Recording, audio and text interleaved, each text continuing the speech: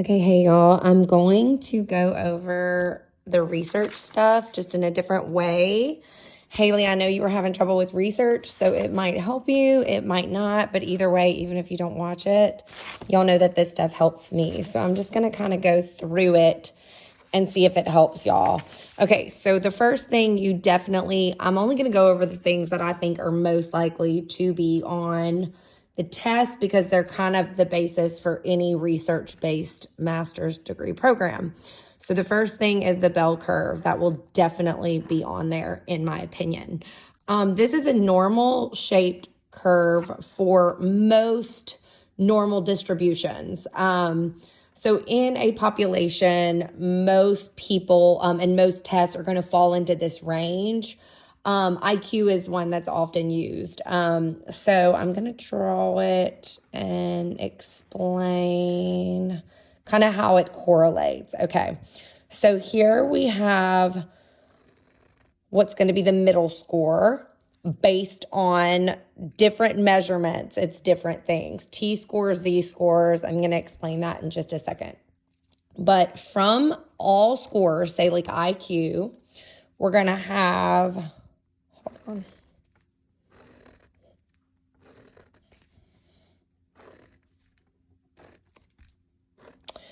Okay, so in this section, this is something you're just going to have to memorize. 68% of scores are going to fall within this middle range, which again, like I said, the numbers are going to be a little bit different based on T-score and Z-score. So I'm going to try not to confuse you. It's just that remembering that 68% of scores are going to fall within these two ranges, these two middle columns on a normal bell curve for normal distribution. Then the second measurement, which is the middle four parts, and that is going to be 95% of scores are going to fall between this range. Then the third is going to be 99.7%. If you think about this as like IQ, what that's going to determine is like how far outside of average is a child's test score, which means like how much intervention do they need. So over here, if they're outside of the 99.7, either on this side, they would have like special education and their impairment would be severe. If they're over here on this side, they would have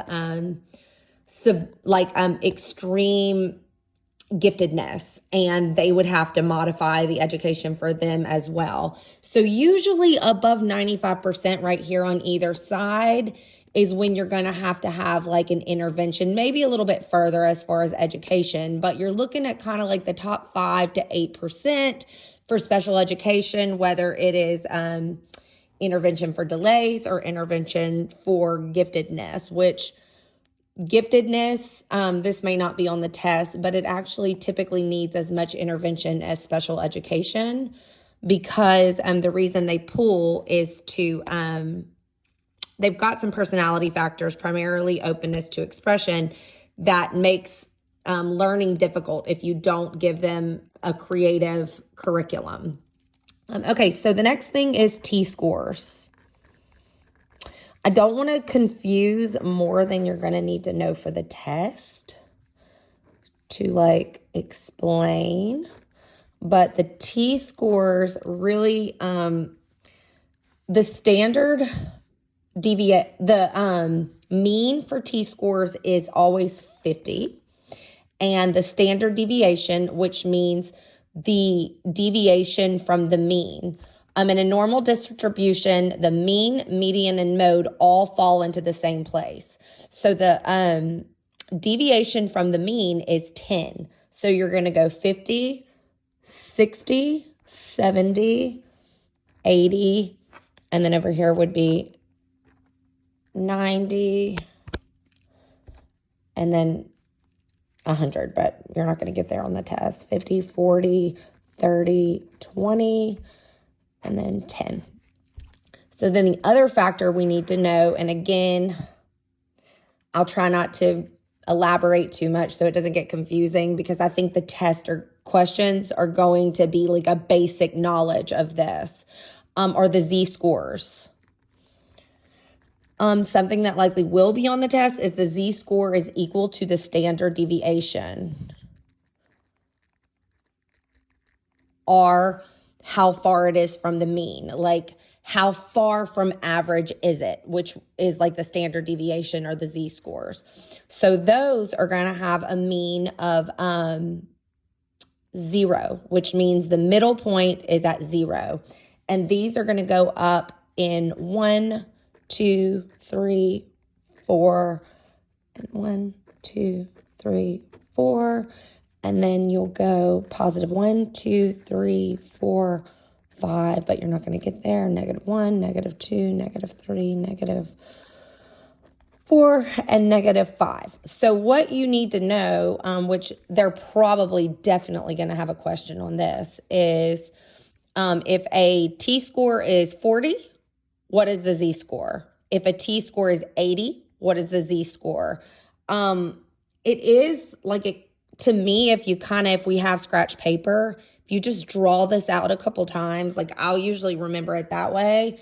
And for me, it's easier to have it sketched out and think of it in that way, because it's very easy to miss if you kind of do it in your head. But if you have it drawn out in this way, it's really not hard. The next thing that's definitely going to be on the test as far as statistics are correlation coefficients. And basically, I think you know what that is. That's +1, -1. This is not necessarily in relation to that. I'm just kind of moving on. I think that's the most likely questions that'll be off of this normal curve and the t-scores and z-scores. For correlation coefficient, what's probably going to be on there and is on like any research-based master's level test is going to be correlation is not causation, and how much are two things alike or not alike. So a